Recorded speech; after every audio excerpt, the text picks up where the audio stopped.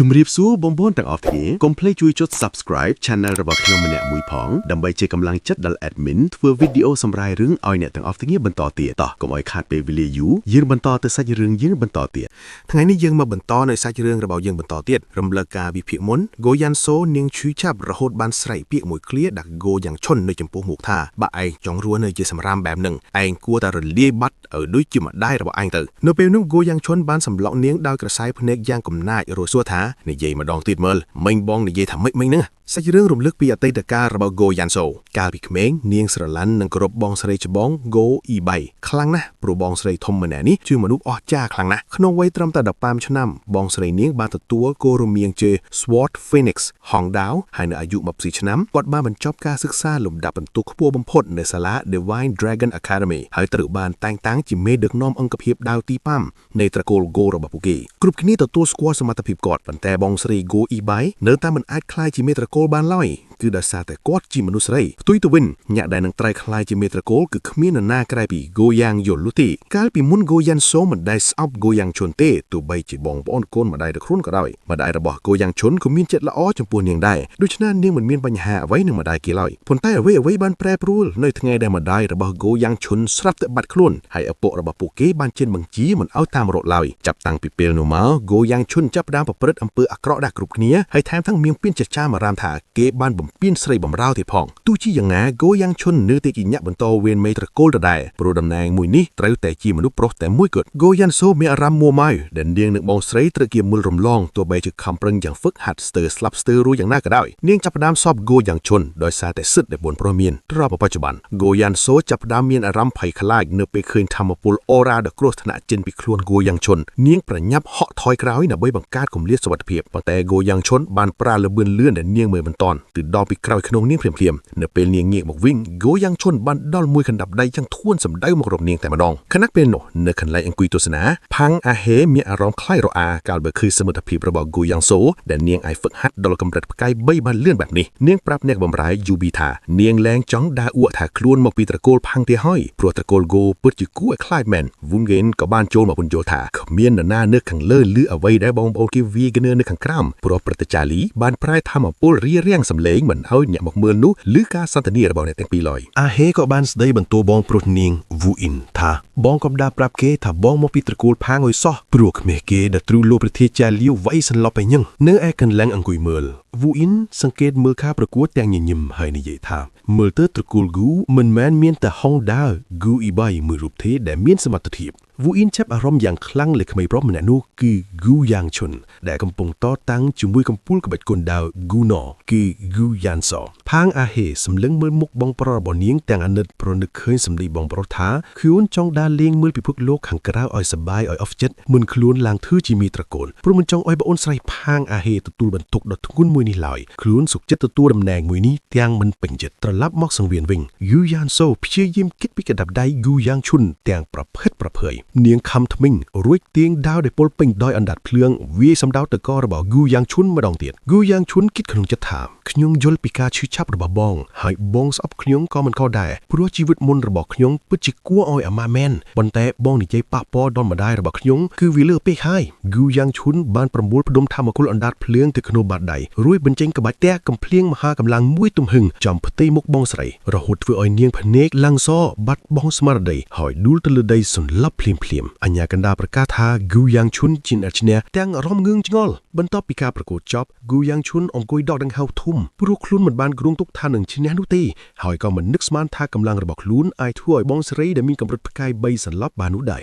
Gu Yang Chun បាននឹកឃើញពីកំហឹងរបស់បងស្រីរបស់ខ្លួននៅពេលកំពុងប្រយុទ្ធនោះគឺពោលពេញដោយកំហឹងនិងក្តីអស់សង្ឃឹម4និងស៊ូអាចូលមកសួរនាំ Gu Yang Chun ទាំងក្តីបារម្ភហើយប្រាប់ថាឥឡូវនេះគ្រប់គ្នាដែលចូលមើលការប្រកួតមិញនេះកំពុងនិយាយពីអ្នកប្រុសតូចព្រោះអ្នកប្រុសដែលល្បីថាជាមនុស្សសម្រាមតែបែរជាអាចយកឈ្នះកំពូលក្បាច់គុនដាវដែលមានកម្រិតផ្កាយ3បានបែបនេះស៊ូអាបារម្ភនៅពេលឃើញដៃ Gu Yang Chun ហូរឈាមដោយសាររាងកាយគេមិនទាន់ស៊ាំនឹងធម្មពលអំដាតភ្លើងនាងព្យាយាមរុំរបួសឲ្យ Gu Yang Chun តែដែលសារស៊ូអាមិនជារុំរបួសនាងធ្វើខុសចុះឡើងរហូតដល់យំរួយសំទួយហ្គូយ៉ាងឈុនក្រានោះវូអ៊ីនក៏អើតមកចូលមកចិត្តធ្វើឲ្យហ្គូយ៉ាងឈុនខឹងរហូតថាឲ្យវូអ៊ីនឲ្យស្គាល់កលៈទេសៈខ្លះផងវូអ៊ីនមិនណែនាំខ្លួនជាផ្លូវការហើយព្យាយាមបង្កើតភាពស្និទ្ធស្នាលដោយសារគេចង់ឲ្យហ្គូយ៉ាងឈុនហៅខ្លួនថាបងប្រុសវូអ៊ីនសរសើរហ្គូយ៉ាងឈុនថាជាខ្លាស្ងំលាក់ខ្លួនវឹកហាត់ក្នុងពេលជាមួយគ្នាអាហេដែលឈរពួននៅពីក្រោយអ្នកបម្រើបានប្រែមុខជាអៀនហ្គូយ៉ាងឈុនវូអ៊ីនសាយហើយប្រាប់ថាពួកគេទាំងពីរនាក់គួរតែឆ្លៀតឱកាសនេះដើម្បីសម្រួលគ្នាឡើងវិញព្រោះពីមុនធ្លាប់ជាគូដណ្ដឹងនឹងគ្នានៅពេលវូអ៊ីនចាក់ចេញទៅហ្គូយ៉ាងឈុនបានកើនអាហេនៅឈរទីនោះម្នាក់ឯងហ្គូយ៉ាងឈុនសួរតានាងមានអ្វីចង់និយាយមែនទេ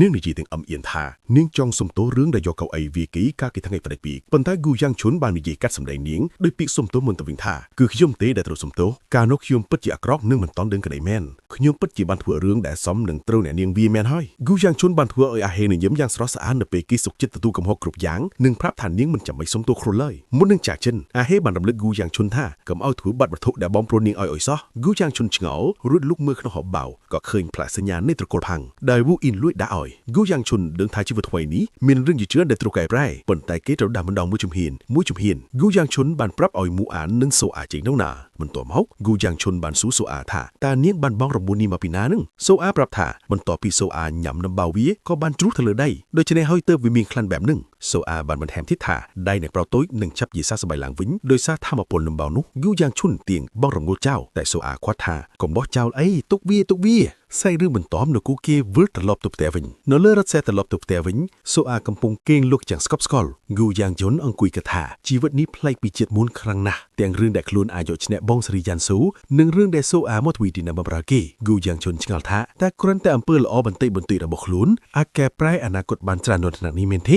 ស្រាប់តែពេលនោះហ្គូយ៉ាងយុនមានអារម្មណ៍មិនស្រួលគេក៏ប្រាប់មូអានឲ្យពិនិត្យមើលយ៉ាន់ស្វែងរកបិសាចមិនតន់ងាយផុតពីមាត់ផងយ៉ាន់នោះក៏បញ្ចេញពន្លឺពណ៌លឿងភ្លឺចិញ្ចាចមូអានស្រែកប្រាប់អង្គគ្រប់គ្នាជួបរថសេះភ្លាមព្រមមានទ្វារអាណាចក្របិសាច Gate កំពុងបើកនៅក្បែរនេះហ្គូយ៉ាងជុនជួបពីរថសេះហើយក៏ឆ្លៀតកម្ដៅសាច់ដុំផងដែរមូអានព្យាយាមខត់ព្រោះវាគ្រោះថ្នាក់ប៉ុន្តែហ្គូយ៉ាងជុនប្រាប់ឲ្យមើលទៅខាងមុខពួកគេឃើញស្នាមព្រះពណ៌បៃតងកញ្ឆៃហ្គូយ៉ាងជុនពន្យល់ថាពណ៌បៃតងមានន័យថាវាជាទ្វារកម្រិតទាបបំផុតរំពេកនោះស្រាប់តែមានហ្វូងឆ្កែព្រៃបិសាចបានសម្រុកចេញពីស្នាមព្រះនោះចេញមកយ៉ាងច្រើនហ្គូយ៉ាងជុនប្រមូលធម្មពលដាក់ក្នុងបាតដៃរួចវាយទម្លុះលលាស់ក្បាលឆ្កែព្រៃនោះដើម្បីដកយល់ថ្មបិសាចដែលមនីស្ពនចេញមកគេពន្យល់ថាថ្មនេះប្រៀបដូចជាបេះដូងរបស់បិសាចដែរបាទដកវាចេញបានពួកវានឹងងប់ភ្លាមនៅពេលហ្គូយ៉ាងជុនភ្លេចខ្លួនស្រាប់តែមានឆ្កែបិសាចមួយក្បាលមកនៅពីក្រោយហ្គូយ៉ាងជុនរួចវាចាប់ផ្ដើមវាយប្រហារភ្លាមស្រាប់តែហ្គូយ៉ាងជុនអោនកិច្ចផុតរួចក៏វាយប្រហារទៅវិញឆ្កែបិសាចនោះធ្លុះពោះស្លាប់ភ្លាមតែម្ដងស្រាប់តែមានបិសាចឆ្កែយ៉ាងរុំរត់សម្ដាមរកហ្គូយ៉ាងជុនតែត្រូវបានមូអានហក់មកខាងមុខហ្គូយ៉ាងជុនរួចប្រើកំបិតគុណដោះសាហាវកំទេចហ្វូងឆ្កែព្រៃទាំងអស់ក្នុងមួយប្រព្រឹត្តដែង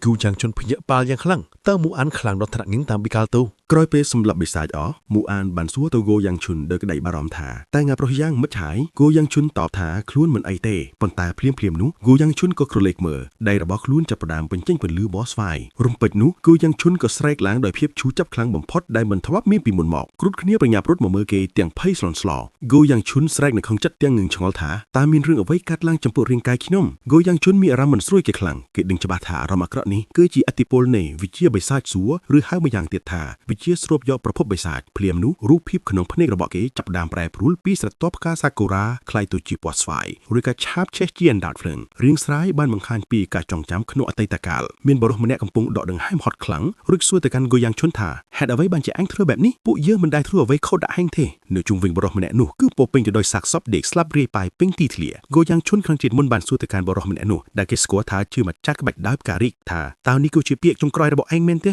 គ្រានោះក្បាលមនុស្សម្នាក់បានរំលៀលមកដល់ក្បាលជើងហ្គូយ៉ាងឈុនធ្វើឲ្យគេញ័រខ្លួននិងស្រែកឡើងដោយការតក់ស្លុតព្រោះក្បាលនោះគឺជាក្បាលរបស់មេបាក់របស់គេផ្ទាល់រំពេចនោះស្រាប់តែមានស្រមោលដ៏ធំសម្បើមមួយបាំងពីលើពួកគេរួមជាមួយនឹងសម្លេងមនុស្សម្នាក់និយាយថាការគុំតិចបាក់មួយនេះគឺមិនទាន់ធ្វើឲ្យគេស្កប់ស្កល់នៅឡើយទេប៉ុន្តែវាក៏បានផ្ដល់ភាពសប្បាយរីករាយបន្តិចបន្តួចដល់គេដែរម្នាក់នោះបានជិះងាកចុះមកដីរួចដើរមករកគូយ៉ាងឈុននិងបញ្ជាឲ្យគេងើបក្បាលឡើងត្រឡប់មកបច្ចុប្បន្នវិញការចងចាំបានបញ្ចប់ហើយគូយ៉ាងឈុនសង្កេតឃើញថាធម្មពលបិសាចកំពុងតែលាយឡំជាមួយនឹងធម្មពលលំដាប់ភ្លឹងក្នុងខ្លួនរបស់គេគូយ៉ាងឈុនឆ្ងល់ថាតែវិជាកណ្ដាប់ បដៃអណ្ដាតភ្លើងកំពុងតែលាបត្របាក់ធម្មពលបិសាចនេះមែនទេរឿងនេះមិនដែលកើតឡើងទាល់តែសក់ក្នុងជាតិមុនរបស់ខ្លួនមូអានិងសូអាហើយគេទាំងបារម្ភរហូតដល់គោយ៉ាងជន់ភ័យដឹងខ្លួនវិញគោយ៉ាងជន់ក៏ហៅមូអានិងសូអាថាខ្លួនមិនអីទេប្រហែលជាមកពីរបួសទើបប្រកួតជាមួយម៉ូស្រីយ៉ានស៊ូខ្លាំងពេកទើបធ្វើឲ្យខ្លួនអស់កម្លាំងដួលសម្រាប់បែបនេះគោយ៉ាងជន់សម្រាប់ចាត់លាក់រឿងដែលខ្លួនស្រូបធម្មពលបិសាចនេះជាសម្ងាត់ព្រោះបើអ្នកដទៃដឹងវានឹងនាំមករឿងម្ដងមិនខានទេសូអាយំខ្សឹកសៀលរួចយកដៃច្បិតថ្មឹងគោយ៉ាងជន់ទៀងសួរថាលោកម្ចាស់ពិតជាមិនអីមែនទេ